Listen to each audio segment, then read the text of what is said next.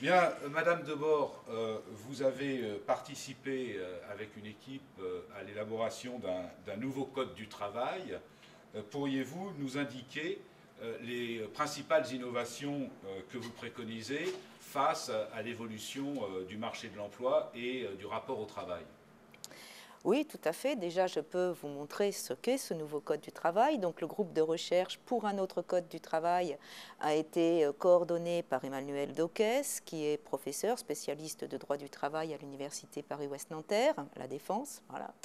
Et vous voyez, le point de départ de ce nouveau Code du travail, c'est de faire un Code du travail plus court, plus lisible et surtout plus protecteur, c'est comme ça, des intérêts des salariés. Hein.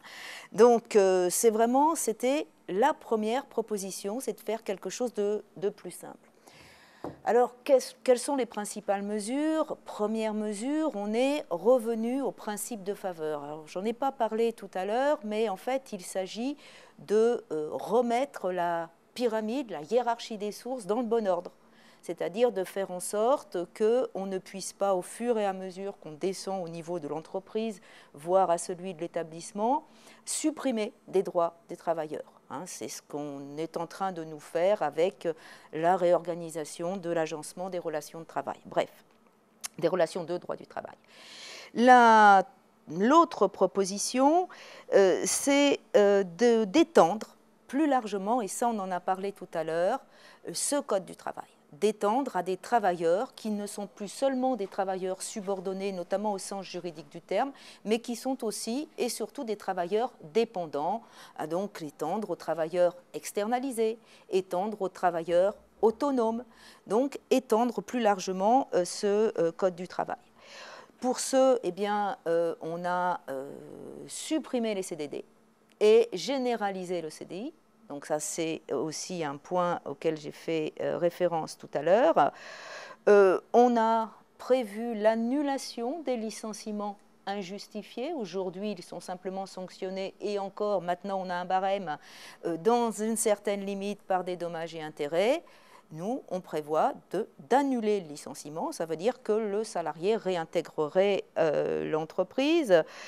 Qu'a-t-on fait d'autre? On a réduit le temps de travail. Donc on est revenu sur la réforme aussi du temps de travail avec quelque chose dont je n'ai pas parlé, j'aurais pu en faire état dans l'atelier relatif notamment au congé paternité, avec une obligation de congé paternité égale en durée à celui du congé maternité.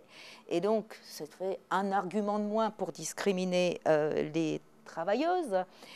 Qu'est-ce qu'on a pu faire d'autre également?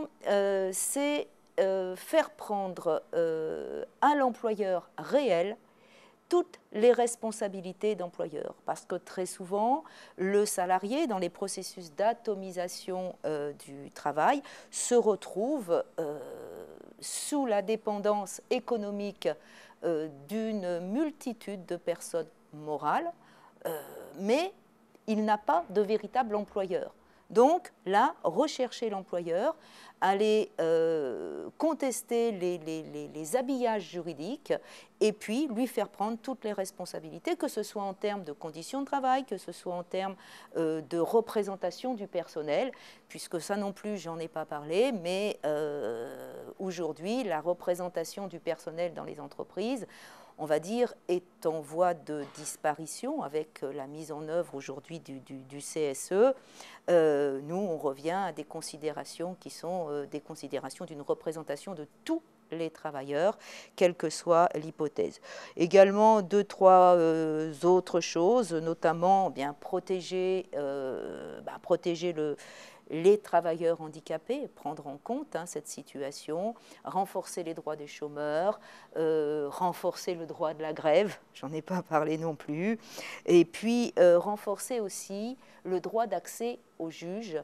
Ça, c'est quelque chose dont on entend très peu parler, mais le fait de pouvoir facilement accéder à un juge qui puisse décider de la situation sur un cas donné, eh bien, c'est quelque chose d'essentiel en droit du travail. Voilà.